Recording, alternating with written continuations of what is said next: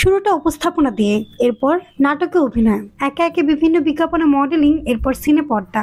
17 বছরের ক্যারিয়ারে খুব বেশি সাফল্য না পেলেও নাটক সিনেমাতে কাজ করে যাচ্ছেন সমান তালেই।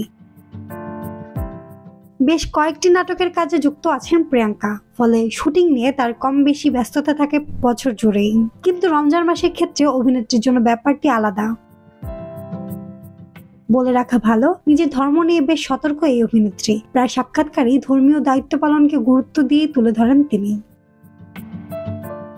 এরই মধ্যে জানালেন রোজার মাসে শুটিং থেকে বিরত থাকেন প্রিয়াঙ্কা জামান। এই মাসে শুটিং এর ব্যস্ততা থাকলেও শুধু ইবাদত বন্দেগীতে মশগুল থাকবেন বলেও জানান অভিনেত্রী। প্রিয়াঙ্কা জামান গণমাধ্যমকে বলেন, রমজান মাসে আমি শুধু আল্লাহর ইবাদত করব, নামাজ পড়ব, বাসায় আব্বু আম্মুকে সময় দেব, নিজেকে সময় দেব। রোজার এই 1 মাস কোনো শুটিং করেন না জানিয়ে অভিনেত্রী বলেন, এই 1টা মাস আমি কোনো শুটিং করি না। আমি যে ধারাবাহিক নাটকগুলোতে জড়িত আছি, এই ধারাবাহিক নাটকের শুটিং না হলে আমি কোনো শুটিংই করি না। 1 মাস আমি নিজের প্রতি যত্ন নেই আর ইবাদত করি, ইবাদতে মশগুল থাকি।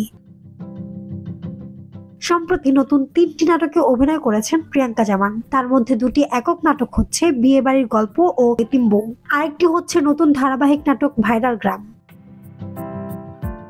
ধারাবাহিকটি নির্মাণ করেছেন মারুফ আহমেদ রিজভী খান। এতে তার সহশিল্পী প্রাণ রায় ও সাব্বির আহমেদ। মাহমুদ আঞ্জুম বৃষ্টি, ডেস্ক রিপোর্ট, কথা কম।